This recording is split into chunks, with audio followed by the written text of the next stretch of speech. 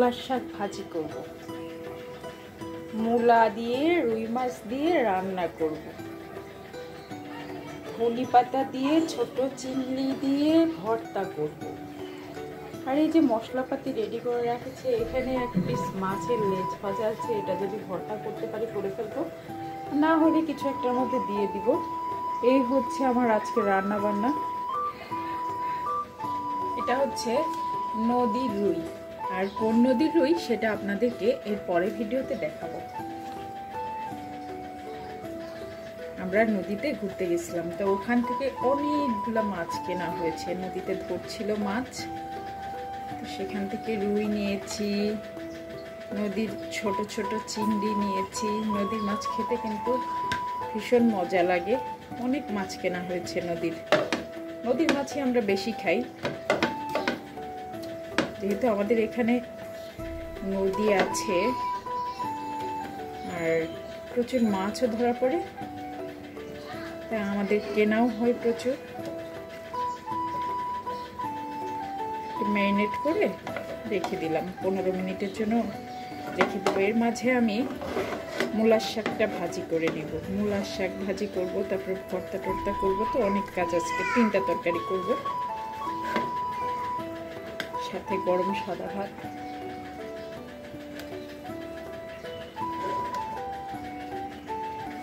যে এটা হচ্ছে নদীর ছোট ছোট চিংড়ি। একদম কিনছিলাম যখন, তখন এগুলা লাফাচ্ছিল, তো এগুলো যেহেতু ভর্তা করব তাই আমি এগুলো মাথা টাথা কিছুই ফেলিনি, এরকমই রেখে দিচ্ছি। যেহেতু ছোট চিংড়ি, এগুলো ভর্তা করব, সেজন্য এগুলো কিছুই ফেলা হয়নি, এরকমই ভর্তা করে ফেলবো। ভর্তায় আবার আমি পেঁয়াজ রসুন কাঁচামরিচটা একটু বেশি খাই, তবে এখানে খুব বেশি কাঁচামরিচ দিইনি, তবে পেঁয়াজ রসুন একটু বেশি দিয়েছি। ধনে পাতা, চিংড়ি মাছও অনেক আছে এখানে।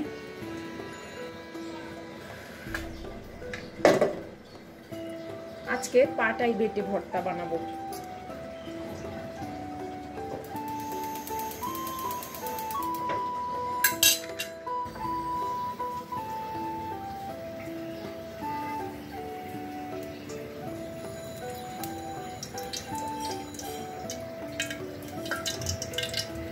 বেশ কিছুদিন বাসায় ছিলাম না, বাড়িতে ছিলাম না,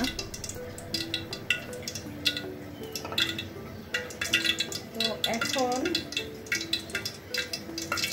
ভর্তাটা বানাচ্ছি।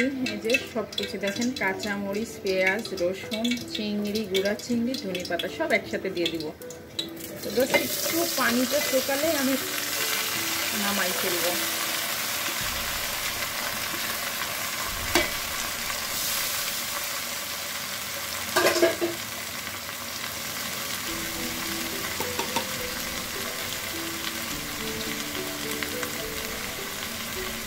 একটু লবণ দিয়ে দিলাম, এর মধ্যে যে পানিটা আছে সেটা যেন দ্রুত বের হয়। চুলার তাপটাও আমি বাড়াই দিচ্ছি। জাস্ট পানিটা একটু টেনে আসলেই, এর থেকে যে পানিটা বেরোবে এটা টেনে আসলেই আমি এটা নামাই ফেলবো, তারপরে পাটাই বেটে ভর্তাটা করে নিব।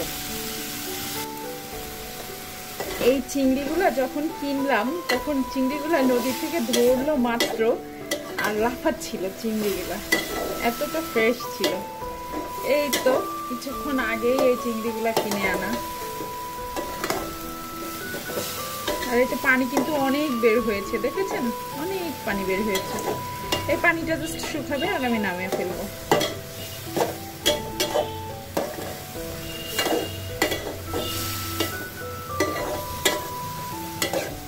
আমাদের এখানে এখন শীতের সবজি, খুব ফ্রেশ ফ্রেশ সবজি উঠে গেছে, যেহেতু শীত এখনো আসেনি, আসছে, তারপর শীতের সবজিগুলো না সবই উঠে গেছে। আজকে আমি নতুন মূলা দিয়ে রুই মাছ দিয়ে রান্না করব, নদীর রুই মাছ, আর মূলার শাক যেটা আছে সেটাকে ভাজি করব। মূলার শাক ভাজিও কিন্তু আমার কাছে খুব ভালো লাগে, আমার বাচ্চারাও পছন্দ করে। গুঁড়া চিংড়িগুলা খেতে খুব ভালো লাগে, ভর্তা করে খেতে, আবার শাক ভাজিটার সাথে দিলেও ভালো লাগে। আমাদের গুঁড়া চিংড়িটা খুব কম খাওয়া হয়, বেশিরভাগ সময় দেখা যায় যে বড় চিংড়িটাই খাওয়া হয়, মাঝারি সাইজের চিংড়িটাও খাওয়া হয়। ধনে পাতা, চিংড়ি আর এই যে রসুন, পেঁয়াজ, কাঁচামরিচের এই ভর্তাটা হলে ভাতের সাথে আর কিছুই লাগে না গরম ভাতে। মানে এত ভালো লাগে খেতে ভর্তাটা। তো ভর্তা করাটা একটু ঝামেলা, পাটায় পিষে ভর্তা করতে হয়। তো অবশ্য আমি ম্যাক্সিমাম সময় গ্রাইন্ডারে করে ফেলি, তবে আজকে আমি পাটাই ভর্তা করব। আজকে আমি গ্রাইন্ডারই করব না, ইচ্ছা করেছে আজকে পাটাই ভর্তা করে ভাত খাবো। মাঝে মাঝে ইচ্ছা হয় না, আজকে খাটনি করার ইচ্ছা হয়েছে। যদিও আমার গ্রাইন্ডার আছে, তারপরেও আজকে আমি হাতেই করব।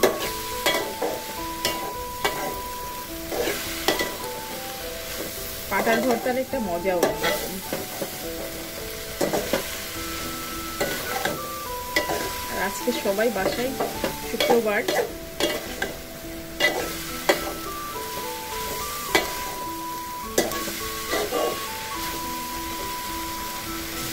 পানি কিন্তু শুকিয়ে গেছে, আর আমি এখনই নামিয়ে ফেলবো। আর আমি কিন্তু এই ভর্তাটাতে কোনো হলুদ দিলাম না।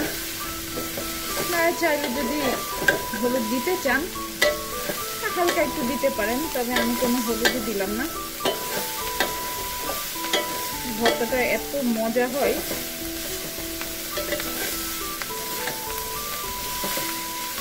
পানি টেনে গেছে, পানি কিন্তু আর নাই।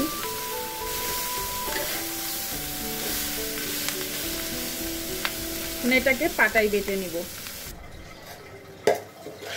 এই যে এটা হচ্ছে আমার শিলপাটা।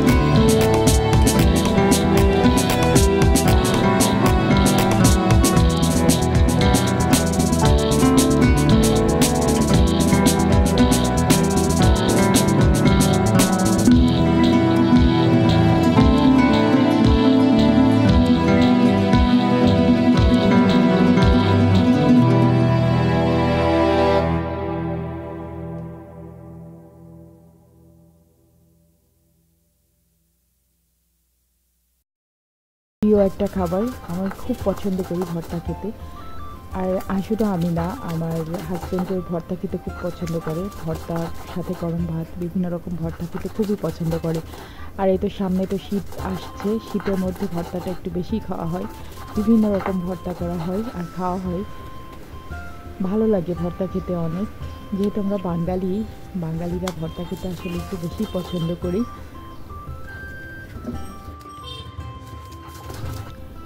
আমার ভর্তা সব বেটে নেওয়া হয়ে গিয়েছে, আর এখন আমি সবগুলো ভর্তাকে একসাথে করব। যেটা আগে বেটে নিয়েছি সেটাও সাথে এটাও একসাথে মিশিয়ে তারপরে আবার একটু লবণ চেক করব, আর একটু সরিষার তেল দিব।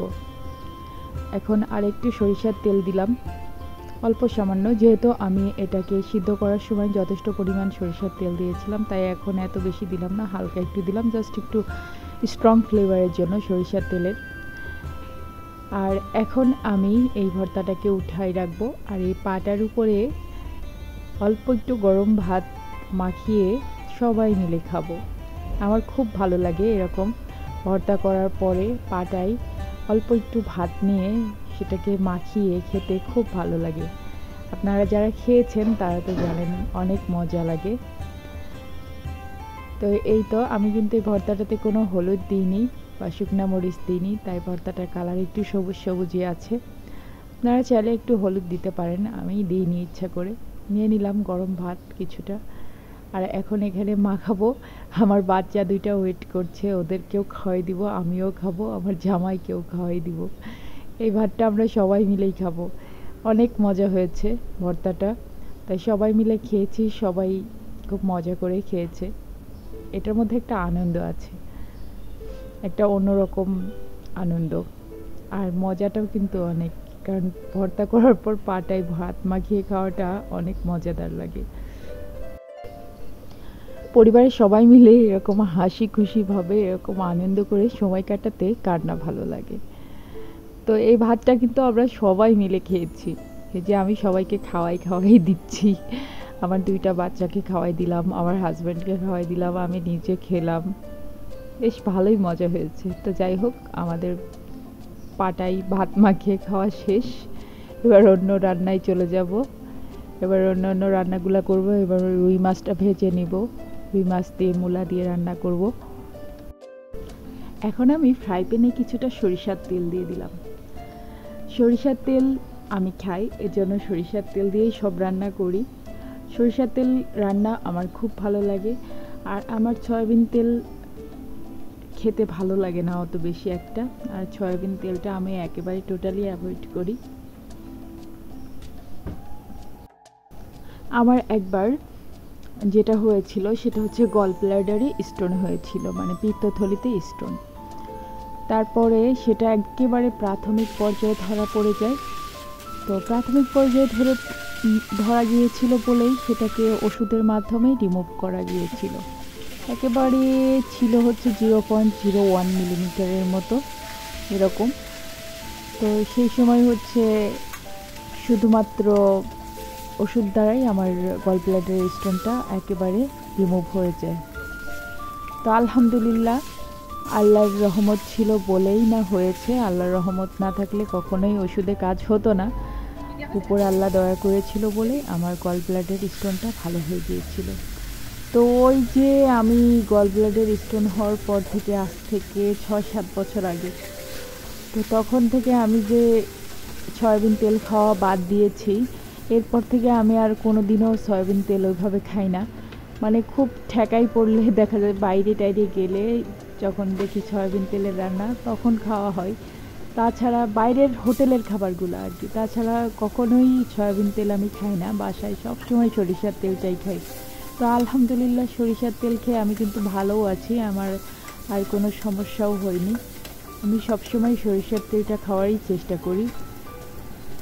আর সরিষার তেলটা হচ্ছে আমি নিজে তৈরি করে নিই, সরিষা কিনে ঘানিতে ভাঙাই নিই, আর সেই তেলটাই আমি খাই। আমি কিন্তু ওই যে আপনার বোতলের যে তেলগুলো সরিষার তেল বিক্রি হয়, ওগুলা কিন্তু আমি খাই না। আমি যেটা খাই হচ্ছে ঘানিতে ভাঙানো খাঁটি সরিষার তেল। আর এটা আমি সরিষা কিনে নিজে তেলটা বানাই নিই। 1 বস্তা মানে 1 মণ সরিষাতে দেখা যায় যে 17 কেজি বা 16 কেজি তেল হয় এরকম। তো এরকম 16 কেজি 17 কেজি তেল হইলে দেখা যায় যে আমার 1 টিন তেল হয়ে যায়। আর ওই তেলটা দিয়ে আমার বেশ কিছুদিন চলে যায়, বেশ কিছুদিন মানে বেশ কিছু মাস চলে যায়, অনেক দিনই চলে যায়। তো এই তো আমি এখন মশলাটা কষিয়ে নিলাম মূলার তরকারিটা রান্না করার জন্য। এটা হচ্ছে এবছরের প্রথম মূলা কিনা, নতুন মূলা এটা। মূলার তরকারিটা কিন্তু ভালোই হয়েছিল, রুই মাছ দিয়ে রান্না করেছিলাম, বেশ মজা হয়েছিল। তো মূলাটাকে একটু কষিয়ে নিলাম, তারপর আবারও একটু পানি দিলাম, পানি দিয়ে আর একটু সিদ্ধ করে নিচ্ছি, তারপরে মাছটা দিব। মূলা কিন্তু খাওয়া উচিত, অনেকেই খেতে চায় না, কিন্তু মূলাতে কিন্তু অনেক ভেষজ গুণাগুণ আছে, সেজন্য মূলার শাকটা বিশেষ করে বেশি খাওয়া উচিত। মূলা থেকে মূলার শাকটা বেশি উপকারী। আমাদের বাসায় নদীর মাছটা সবচেয়ে বেশি খাওয়া হয়, কারণ নদীর মাছের টেস্টটা আসলেই অন্যরকম, যেটা অন্য মাছের সাথে তুলনা করলে বুঝতে পারবেন যে নদীর মাছটার টেস্টটা আসলেই সত্যি অন্যরকম হয়। তরকারি রান্না প্রায় শেষের দিকে, আর 2-1 মিনিট রান্না করলেই হয়ে যাবে।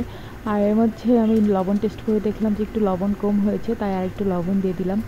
তো যাই হোক, যারা এতক্ষণ কষ্ট করে আমার ভিডিওটা দেখলেন তাদেরকে বলবো, যদি ভালো লাগে তাহলে অবশ্যই আমার চ্যানেলটা সাবস্ক্রাইব করবেন, পাশে থাকা বেল আইকনে একটা প্রেস করে দিবেন। এতে করে আমি যে কোনো ভিডিও দিলে তার নোটিফিকেশন আপনার কাছে পৌঁছে যাবে, আর আপনি সহজেই আমার নতুন ভিডিওটা দেখতে পারবেন। মাছ রান্না তো শেষ, এখন করব মূলা শাক ভাজি। আর শাক ভাজিতে আমি একটু রসুনের পরিমাণ সবসময় বেশি দিয়ে থাকি, আর এটা যেহেতু অল্প একটু মূলার শাক, সেজন্য সব কিছু মশলা সেই অনুপাতেই দেওয়া হলো। খুব বেশি মূলার শাক নেই, মূলার সাথে যে কচি কচি শাকগুলো ছিল সেগুলাই নিয়েছি। তো এখন মূলার শাকটা ভাজি করে ফেললেই কিন্তু আমার রান্না কমপ্লিট হয়ে যায়। আর শাক ভাজি করতে তো খুব বেশি সময় লাগে না, জাস্ট 5 মিনিটের মধ্যে কিন্তু আমার শাক ভাজিটা হয়ে যাবে। কারণ অল্প একটু শাক, আর শাক থেকে যে পানিটা বেরোবে, পানিটা জাস্ট শুকিয়ে গেলে আমি নামিয়ে ফেলবো। মানে 5 মিনিট বা 7 মিনিট এরকম লাগতে পারে, এর বেশি লাগবে না। লবণ দিয়ে দিলাম পরিমাণ মতো, ব্যাস এখন নেড়ে চেড়ে শুধু ভেজে নেওয়ার পালা। মূলা শাক ভাজিটা খেতে আমার কিন্তু অনেক ভালো লাগে। আমি যে কোনো শাক সবজি সবই পছন্দ করি, সব ধরনের শাক সবজি আমার পছন্দ। আর সামনে তো শীতকাল আসছে, অনেক ধরনের সবজি পাওয়া যাবে, আর আমি তো প্রচুর সবজি খাই, তাই প্রচুর সবজি খাবো। শাক ভাজি করে নেওয়াও হয়ে গেল, এখন বাটিতে তুলে নিব শাক ভাজি, আর টেবিলে খাবারও দিয়ে দিব। তো যাই হোক, আপনারা যারা কষ্ট করে আমার ভিডিওটা এতক্ষণ ধরে দেখলেন তাদেরকে আবারও জানাচ্ছি অসংখ্য ধন্যবাদ। আর যারা আমার চ্যানেলটা সাবস্ক্রাইব করেছেন অলরেডি, তাদেরকে অসংখ্য অসংখ্য ধন্যবাদ জানাচ্ছি আমার চ্যানেলটা সাবস্ক্রাইব করে আমার চ্যানেলের সঙ্গে থাকার জন্য। তো ভিডিওটা শেষ করব। আপনারা সবাই ভালো থাকবেন, সুস্থ থাকবেন, নিরাপদে থাকবেন। সবাই বাসায় হেলদি খাবার রান্না করবেন আর হেলদি খাবার খাবেন। আজকের মতো আমি এখানে বিদায় নিচ্ছি। আল্লাহ হাফিজ।